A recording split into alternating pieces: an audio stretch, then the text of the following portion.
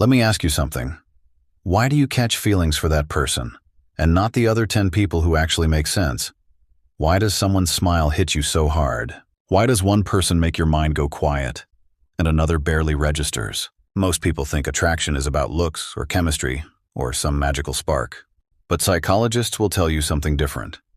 Attraction is a pattern, a formula, a mix of biology, memory, timing, and old emotional experiences that follow you into adulthood. So today, we're going deep. The science, the hidden signals, the modern behaviors, the subconscious instincts. This is the psychology of attraction and why you like who you like.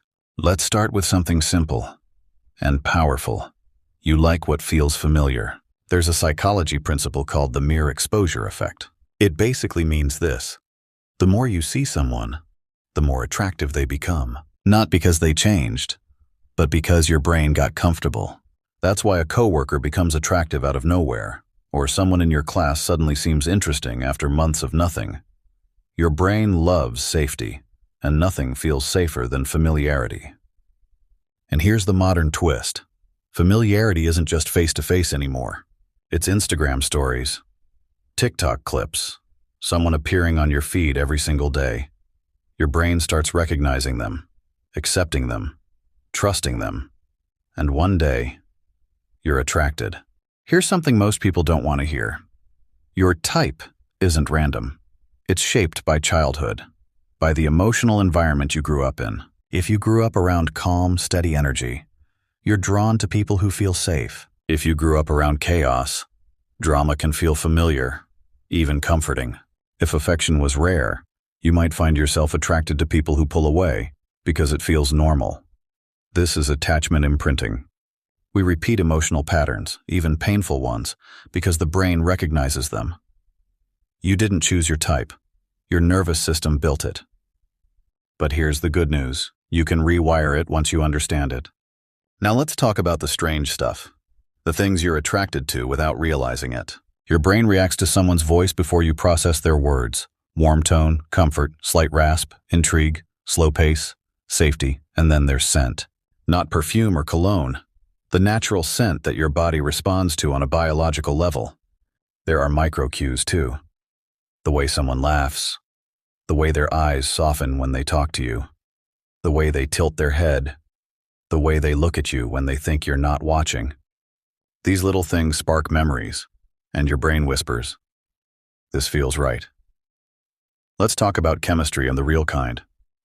When you talk to someone you're drawn to, your brain fires something called mirror neurons. These help you feel connected, understood, aligned. When someone laughs when you laugh, leans in when you lean in, opens up when you open up, your brain says, "This person gets me." That's why the right conversations feel effortless. Why you finish each other's sentences. Why you suddenly feel comfortable sharing personal things you didn't expect to. That's emotional chemistry at work. It's real, it's measurable, and it's powerful. Let's bring attraction into the modern world.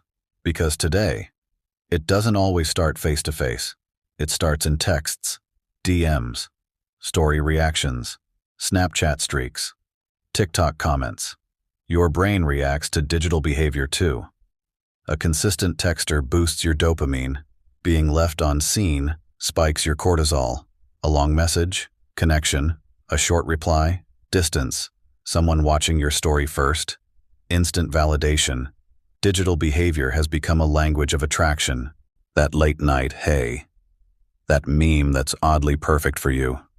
That song they send because you might like this. These aren't random. These are modern-day signals. Sometimes, it's not the person, it's the timing. If you meet someone when you're lonely, you may like them more. If you meet someone when you're healing, you may like them less. If someone becomes slightly unavailable, desire increases. This is the scarcity effect. Psychologically, we value what feels rare. Not because scarcity is healthy, but because the brain is wired that way. One of the strongest predictors of attraction is confidence, but not ego, not bragging, not the loud kind. Real confidence. The quiet energy that says, "I'm comfortable being myself." People who open up, people who communicate, people who listen, people who create emotional safety. These individuals become deeply attractive. In a world where everyone protects themselves, being genuine feels rare, and rare is powerful. There's a deeper layer behind attraction, the unconscious mind. You might think you're drawn to someone because they're funny, or cute, or have great style, but beneath that, your brain is scanning for much more. How they handle stress, how they respond to boundaries, how emotionally mature they are, whether your attachment styles complement or clash, whether your nervous systems feel compatible, your body senses danger or safety before your mind understands why. Sometimes your intuition knows the truth long before you do. So, why do you like who you like? It's not random. It's not luck. It's not fate playing games with you. It's psychology, familiarity, attachment, biology, timing, your past, your instincts, your needs, your fears, your hopes. Attraction isn't just about who looks good or who has good vibes. It's about who feels like home, who feels comforting, who feels exciting, who feels like someone your mind recognizes, even before you do. Sometimes, your brain loves someone long before you realize it.